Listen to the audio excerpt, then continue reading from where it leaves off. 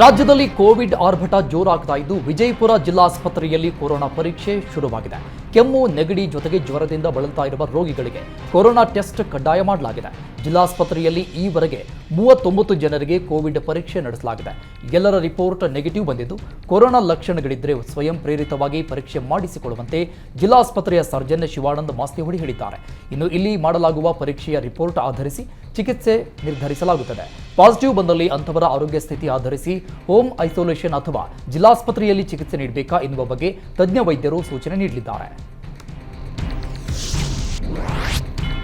ಬೆಳಗಾವಿ ಜಿಲ್ಲೆಯ ವಂಟಮುರಿಯಲ್ಲಿ ಮಹಿಳೆಯನ್ನ ವಿವಸ್ತ್ರಗೊಳಿಸಿ ಹಲ್ಲೆಗೈದ ಪ್ರಕರಣಕ್ಕೆ ಸಂಬಂಧಪಟ್ಟಂತೆ 3 ಆರೋಪಿಗಳನ್ನು ಸಿಐಡಿ ವಶಕ್ಕೆ ಪಡೆದಿತ್ತು. ಇದೀಗ ಸಿಐಡಿ ವಶದಲ್ಲಿದ್ದ 3 ಆರೋಪಿಗಳು ಅನಾರೋಗ್ಯದ ಹೆಸರಲ್ಲಿ ಹೈಡ್ರಾಮಾ ಮಾಡಿದ್ದಾರೆ. ಹೈಡ್ರಾಮಾ ಮಾಡಿದ ಆರೋಪಿಗಳನ್ನು ಸಿಐಡಿ ತಂಡ ಚಿಕಿತ್ಸೆಗಾಗಿ ಜಿಲ್ಲಾಸ್ಪತ್ರೆಗೆ ಕರೆತಂದಿದೆ. ಈ ವೇಳೆ ಪ್ರಕರಣದ ಮೊದಲನೇ ಆರೋಪಿ ಬಸಪ್ಪ ರುದ್ರಪ್ಪ ನಾಯಕ್ ಆಸ್ಪತ್ರೆಯಲ್ಲಿ ಕುಸಿದು ಬಿದ್ದಿದ್ದಾನೆ. ಬಿಪಿ ವೇರಿಯೇಷನ್ ಆಗಿದೆ ಅಂತ ಬಸಪ್ಪ ನಾಯಕ ಕುಸಿದು ಬಿದ್ದಿದ್ದಾನೆ. ಇದೀಗ ಪ್ರಕರಣದ A1 ಆರೋಪಿ ಬಸಪ್ಪನಿಗೆ ಬೆಳಗಾವಿ ಜಿಲ್ಲಾಸ್ಪತ್ರೆಯಲ್ಲಿ ಚಿಕಿತ್ಸೆ ಮುಂದುವರೆದಿದೆ. ಬಿಜೆಪಿ ರಾಜ್ಯಾಧ್ಯಕ್ಷ ಹಾಗೂ ಜೆಡಿಎಸ್ ವರಿಷ್ಠರು ಪ್ರಧಾನಿ ಮೋದಿಯವರನ್ನ ಭೇಟಿಯಾಗಿದ್ದಕ್ಕೆ ಮಾಜಿ ಡಿಸಿಎಂ ಕೆಎಸ್ ಈಶ್ವರಪ್ಪ ಪ್ರತಿಕ್ರಿಯಿಸಿದ್ದಾರೆ. ಬಿಜೆಪಿ ರಾಜ್ಯಾಧ್ಯಕ್ಷ ವಿಜೇಂದ್ರ ಹಾಗೂ ಜೆಡಿಎಸ್ ವರಿಷ್ಠರು ಪ್ರಧಾನಿ ಭೇಟಿಯಾಗಿ ಸಮಾಲೋಚನೆ ನಡೆಸಿದ್ದಾರೆ. ಇದು ನಮ್ಮ ರಾಜ್ಯ ಬಿಜೆಪಿಯಲ್ಲಿ ಶುಕ್ರದೆಸೆ ಅಂತ ಹೇಳಬಹುದು. ಪ್ರಧಾನಿ ಭೇಟಿ ಬಳಿಕ ಬಿಜೆಪಿ ರಾಜ್ಯಾಧ್ಯಕ್ಷ ವಿಜೇಂದ್ರ ಎಲ್ಲ ಹಿರಿಯರ ವಿಶ್ವಾಸದೊಂದಿಗೆ ನಡೆಯುವೆ ಎಂದಿದ್ದಾರೆ. ಲೋಕಸಭೆಯಲ್ಲಿ ರಾಜ್ಯದ 28 ಕ್ಷೇತ್ರಗಳನ್ನು ಬಿಜೆಪಿ ಗೆಲ್ಲಲು ಶ್ರಮ ವಹಿಸುತ್ತೇವೆ ಅಂತ ಬಾಗಲಕೋಟೆಯಲ್ಲಿ ಮಾಜಿ ಸಚಿವ ಕೆಎಸ್ ಈಶ್ವರಪ್ಪ ಹೇಳಿದ್ದಾರೆ. ಲೋಕಸಭೆ ಚುನಾವಣೆ ಸ್ಪರ್ಧೆ ಕುತೂಹಲಕ್ಕೆ ಮಾಜಿ ಸಿಎಂ ಕುಮಾರಸ್ವಾಮಿ ತೆರೆ ಎಳೆದಿದ್ದು, ನಾನಾಗಲಿ ನನ್ನ ಮಗನಾಗಲಿ ಲೋಕಸಭಾ ಚುನಾವಣೆಗೆ ಸ್ಪರ್ಧಿಸಲ್ಲ ಅಂತ ಎಚ್ಚರಿಕೆ ಹೇಳಿದರು. ಜೊತೆಗೆ ಮೋದಿ ಪ್ರಧಾನಿ ಆಗಲು ಬೇಕಾದ ಎಲ್ಲ ಪ್ರಯತ್ನ ಮಾಡುವೆ ಅಂತ ತಿಳಿಸಿದ್ದಾರೆ. ಎಚ್ಚರಿಕೆ ಈ ಹೇಳಿಕೆಗೆ ಮಾಜಿ ಡಿಸಿಎಂ ಕೆಎಸ್ ಈಶ್ವರಪ್ಪ ಪ್ರತಿಕ್ರಿಯಿಸಿದ್ದಾರೆ. ಎಚ್ಚರಿಕೆ ಹೇಳಿಕೆ ರಾಜ್ಯ ಬಿಜೆಪಿ ಜೆಡಿಎಸ್ ಕಾರ್ಯಕರ್ತರಲ್ಲಿ ಹುಮ್ಮಸ್ಸು ಹೆಚ್ಚಿಸಿದೆ. ಈ ಬಾರಿ ಲೋಕಸಭೆ ಚುನಾವಣೆಯಲ್ಲಿ ಬಿಜೆಪಿಗೆ ಗೆಲುವು ನಿಶ್ಚಿತ ಅಂತ ಬಾಗಲಕೋಟೆಯಲ್ಲಿ ಮಾಜಿ ಸಚಿವ ಕೆಎಸ್ ಈಶ್ವರಪ್ಪ ಹೇಳಿದ್ದಾರೆ. ಬರ ಪರಿಶೀಲನೆ ಸಭೆ ವೇಳೆ ಅಧಿಕಾರಿಗಳನ್ನು ಸಚಿವರು ತರಾಟೆ ತೆಗೆದುಕೊಂಡಿದ್ದಾರೆ. ಚಾಮರಾಜನಗರ ಜಿಲ್ಲೆಯ ಕೊಳ್ಳೇಗಾಲದ ಗುರುಭವನದಲ್ಲಿ ಸಭೆ ಆಯೋಜನೆ ಮಾಡಲಾಗಿತ್ತು. ಚಾಮರಾಜನಗರ ಜಿಲ್ಲಾ ಉಸ್ತುವಾರಿ ಸಚಿವ ಕೆ ವೆಂಕಟೇಶ್ ನೇತೃತ್ವದಲ್ಲಿ ಸಭೆ ನಡೆಸಲಾಗಿದ್ದು, ಅರ್ಧಂಬರ್ಧ ಮಾಹಿತಿ ಹಿಡಿದು ಬಂದ ಅಧಿಕಾರಿಗಳಿಗೆ ಕ್ಲಾಸ್ ತೆಗೆದುಕೊಂಡಿದ್ದಾರೆ. ಎಷ್ಟು ಜನ ರೈತರಿದ್ದಾರೆ, ಅದರಲ್ಲಿ ಎಷ್ಟು ಜನ ಫ್ರೂಟ್ಸ್ ತಂತ್ರಾಂಶದಲ್ಲಿ ನೋಂದಣಿ ಮಾಡಿಕೊಂಡಿದ್ದಾರೆ ಅಂತ ಸಚಿವರು ಪ್ರಶ್ನೆ ಮಾಡಿದರು. ಸಚಿವರ ಪ್ರಶ್ನೆಗೆ ಮಾಹಿತಿ ಇಲ್ಲದೆ ಕಂದಾಯ ಇಲಾಖೆ ಅಧಿಕಾರಿ ತಡಬಡಾಯಿಸಿದ್ರಂತ ಕೋಪಗೊಂಡ ಸಚಿವ ಕೆ ವೆಂಕಟೇಶ್ ತರಾಟೆ ತೆಗೆದುಕೊಂಡಿದ್ದಾರೆ. ಸರಿಯಾದ ಮಾಹಿತಿ ತಂದು ಕೊಡಬೇಕು ಅಂತ ಅಧಿಕಾರಿಗಳಿಗೆ ಬಿಸಿ ಮುಟ್ಟಿಸಿದ್ದಾರೆ.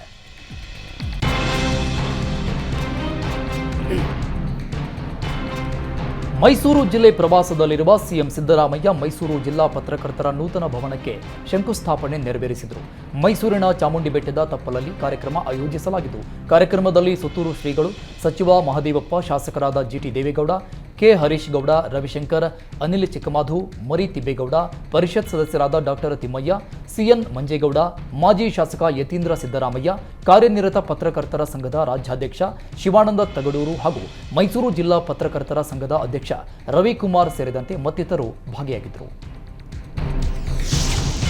ನೀವು ಪೋಷಕರಾಗಲು ಕಾಯುತ್ತಿದ್ದೀರಾ? ಚಿಂತಿಸದಿರಿ. ಓಯಾಸಿಸ್ ಫರ್ಟಿಲಿಟಿ 90,000 ದಂಪತಿಗಳ ಜೀವನದಲ್ಲಿ ಸಂತೋಷವನ್ನು ತಂದಿದೆ. 7825893601ಗೆ ಕರೆ ಮಾಡಿ ಅತ್ಯದ್ಭುತ ರಿಯಾಯಿತಿ ಪಡೆಯಿರಿ ಹಾಗೂ ಎಲ್ಲರಿಗೂ ಗುಡ್ ನ್ಯೂಸ್ ಕೊಡಿ. ಸಂಸತ್ ಸದಸ್ಯರ ಅಮಾನತು ವಿಚಾರಕ್ಕೆ ಸಿಎಂ ಸಿದ್ದರಾಮಯ್ಯ ಪ್ರತಿಕ್ರಿಯೆ ನೀಡಿದ್ದಾರೆ. ಪ್ರತಿ ಪಕ್ಷದ ಸಂಸದರನ್ನ ಅಮಾನತುಗೊಳಿಸ್ತಾ ಇರುವುದು ಸರ್ವಾಧಿಕಾರದ ಪರಮಾವಧಿತನ. ಇದು ಪ್ರಜಾಪ್ರಭುತ್ವದ ಕಗ್ಗೊಲೆ ಅಂತ ಸಿಎಂ ಕಿಡಿಕಾರಿದ್ದಾರೆ. ಬಿಜೆಪಿಗೆ ಪ್ರಜಾಪ್ರಭುತ್ವದ ಯಾವ ಆಶಯಗಳ ಮೇಲೂ ನಂಬಿಕೆ ಇಲ್ಲ. ವಿಪಕ್ಷಗಳ ಮಾತನ್ನ ಕೇಳಿಸಿಕೊಳ್ಳಲ್ಲ ಅಂದ್ರೆ ಅರ್ಥ ಏನು? ಜನ ಇವರ ನಡವಳಿಕೆ ಗಮನಿಸ್ತಾ ಇದ್ದಾರೆ. ದೇಶದಲ್ಲಿ ಪ್ರಜಾಪ್ರಭುತ್ವವೇ ಇಲ್ಲವಾ ಎಂಬ ವಾತಾವರಣವನ್ನ ಬಿಜೆಪಿ ಸೃಷ್ಟಿ ಮಾಡ್ತಾ ಇದೆ. ಮುಂಬರುವ ಚುನಾವಣೆಯಲ್ಲೂ ಜನ ಇದನ್ನೆಲ್ಲ ಪರಿಶೀಲನೆ ಮಾಡಿ ತೀರ್ಮಾನ ಮಾಡ್ತಾರೆ ಅಂತ ಮೈಸೂರಲ್ಲಿ ಸಿಎಂ ಸಿದ್ದರಾಮಯ್ಯ ವಾಗ್ದಾಳಿ ನಡೆಸಿದ್ದಾರೆ. ಬೆಳಗಾವಿಯಲ್ಲಿ ಮತ್ತೊಂದು ಹೈಟೆಕ್ ಸ್ಮಗ್ಲಿಂಗ್ ಜಾಲ ಅಬಕಾರಿ ಪೊಲೀಸರ ಕೆಡ್ಡಾಕ್ಕೆ ಬಿದ್ದಿದೆ. ಸಿನಿಮಾ ಸ್ಟೈಲ್ನಲ್ಲಿ ಗೋವಾದಿಂದ ಅಕ್ರಮ ಮದ್ಯ ಮಾರಾಟ ಮಾಡಲಾಗ್ತಾ ಇದ್ದು, ಖಚಿತ ಮಾಹಿತಿ ಮೇರೆಗೆ ಅಬಕಾರಿ ಪೊಲೀಸರು ದಾಳಿ ಮಾಡಿದ್ದಾರೆ. ಮಶ್ರೂಮ್ ಚೀಲದ ಮಧ್ಯದಲ್ಲಿ ಗೋವಾದಿಂದ ಮದ್ಯದ ಬಾಕ್ಸ್ ಇಟ್ಟು ಸಾಗಾಟ ಮಾಡ್ತಾ ಇದ್ದ 2 ಲಾರಿ ಚಾಲಕರನ್ನು ವಶಕ್ಕೆ ಪಡೆದಿದ್ದಾರೆ.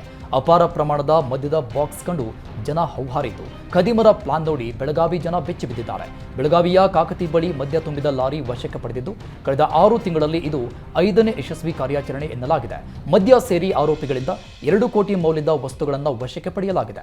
ಮದ್ಯದ ಲಾರಿ ಜೊತೆಗೆ ಮೆಹಬೂಬ್ ಆಸಿಫ್ ಎಂಬ ಆರೋಪಿಗಳನ್ನು ವಶಕ್ಕೆ ಪಡೆದು ಅಬಕಾರಿ ಪೊಲೀಸರು ವಿಚಾರಣೆ ನಡೆಸಿದ್ದಾರೆ. ಕೊರೋನಾ ಆತಂಕದ ನಡುವೆ ಮಂಗಳೂರು ಕೇರಳ ಗಡಿಯಲ್ಲಿ ಅಲರ್ಟ್ ಮಾಡಲಾಗಿದೆ. ಮಂಗಳೂರಿನ ತಲಪಾಡಿ ಗಡಿ ಭಾಗದಲ್ಲಿ ಮುನ್ನೆಚ್ಚರಿಕಾ ಕ್ರಮವಾಗಿ ಆರೋಗ್ಯ ಸಿಬ್ಬಂದಿ ಹಾಗೂ ಆಶಾ ಕಾರ್ಯಕರ್ತೆಯರನ್ನ ನೇಮಿಸಲಾಗಿದೆ. ಕಡ್ಡಾಯ ತಪಾಸಣೆ ಇಲ್ಲದಿದ್ದರೂ ಆರೋಗ್ಯ ಸಹಾಯಕಿಯರು ಜನರಿಗೆ ಮಾಹಿತಿ ನೀಡುತ್ತಾ ಇದ್ದಾರೆ. ಗಡಿ ಜಿಲ್ಲೆಯಾಗಿರುವ ಕಾರಣ ಕೇರಳದಿಂದ ಮಂಗಳೂರಿಗೆ ಪ್ರತಿನಿತ್ಯ ಜನ ಪ್ರಯಾಣ ಮಾಡ್ತಾರೆ. ಅಲ್ಲದೆ ಕಾಸರಗೋಡಲ್ಲಿ ನಿತ್ಯ 1-2 ಪ್ರಕರಣಗಳು ಪತ್ತೆಯಾಗ್ತಾ ಇರೋದ್ರಿಂದ ಅಲರ್ಟ್ ಮಾಡಲಾಗಿದೆ. ಕೇರಳದ ಗಡಿ ಭಾಗವಾಗಿರುವ 5 ಕಡೆಗಳಲ್ಲಿ ಯಾವುದೇ ನಿರ್ಬಂಧ ಇಲ್ಲದಿದ್ದರೂ ಎಚ್ಚರಿಕೆ ವಹಿಸಲಾಗಿದೆ. ಶಬರಿಮಲೆಗೆ ಹೋಗಿ ಬಂದವರಲ್ಲಿ ರೋಗದ ಲಕ್ಷಣ ಇದ್ದಲ್ಲಿ ಪರೀಕ್ಷೆಗೆ ಒಳಪಡಿಸಲು ಸೂಚನೆ ನೀಡಲಾಗಿದೆ. ಜಾಮಿಯಾ ಮಸೀದಿ ವಿವಾದ ಮತ್ತೆ ಮುನ್ನೆಲೆಗೆ ಬಂದಿದ್ದು, ಹನುಮ ಸಂಕೀರ್ತನ ಯಾತ್ರೆಗೆ ಪರ ವಿರೋಧದ ಕೂಗು ಕೇಳಿ ಬರ್ತಾ ಇದೆ. ಟಿಪ್ಪು ಜಯಂತಿ ರ್ಯಾಲಿ ನಿರ್ಬಂಧಿಸಿ ಸಂಕೀರ್ತನ ಯಾತ್ರೆಗೆ ಅನುಮತಿ ಕೊಟ್ಟಿದ್ದಕ್ಕೆ ಮುಸ್ಲಿಂ ಸಂಘಟನೆಗಳು ಅಸಮಾಧಾನ ಹೊರಹಾಕಿವೆ. ಇದೀಗ ಹಿಂದೂ ಮುಸ್ಲಿಂ ನಡುವೆ ರ್ಯಾಲಿ ಕಿತ್ತಾಟ ಶುರುವಾಗಿದ್ದು, ಸಂಕೀರ್ತನ ಯಾತ್ರೆಗೆ ಮುಸ್ಲಿಂ ಸಂಘಟನೆಗಳು ವಿರೋಧ ವ್ಯಕ್ತಪಡಿಸಿವೆ. ಡಿಸೆಂಬರ್ 24ರಂದು ಮಂಡ್ಯದ ಶ್ರೀರಂಗಪಟ್ಟಣದಲ್ಲಿ ಯಾತ್ರೆ ಆಯೋಜಿಸಲಾಗಿದ್ದು, ಯಾತ್ರೆಗೆ ಅನುಮತಿ ನೀಡದಂತೆ ಮುಸ್ಲಿಂ ಸಂಘಟನೆಗಳು ಪೊಲೀಸ್ ಇಲಾಖೆಗೆ ಮನವಿ ಸಲ್ಲಿಸಿವೆ. ಕಳೆದ ವರ್ಷ ಯಾತ್ರೆ ವೇಳೆ ಮುಸ್ಲಿಮರ ಮನೆ ಅಂಗಡಿಗಳ ಮೇಲೆ ದಾಳಿ ನಡೆದಿತ್ತು. ಜಾಮಿಯಾ ಮಸೀದಿ ಧ್ವಂಸಗೊಳಿಸುವ ಹುನ್ನಾರವೂ ನಡೀತಾ ಇದೆ.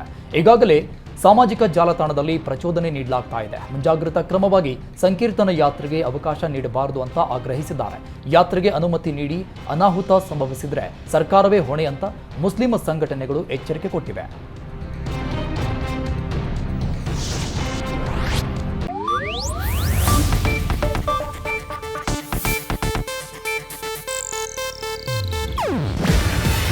ಇದು ಏಷ್ಯಾನೆಟ್ ನ್ಯೂಸ್ ನೆಟ್ವರ್ಕ್ ಪ್ರಸ್ತುತಿ. ನೀವು ನೋಡ್ತಿದ್ದೀರಾ ಏಷ್ಯಾನೆಟ್ ಸುವರ್ಣ ನ್ಯೂಸ್.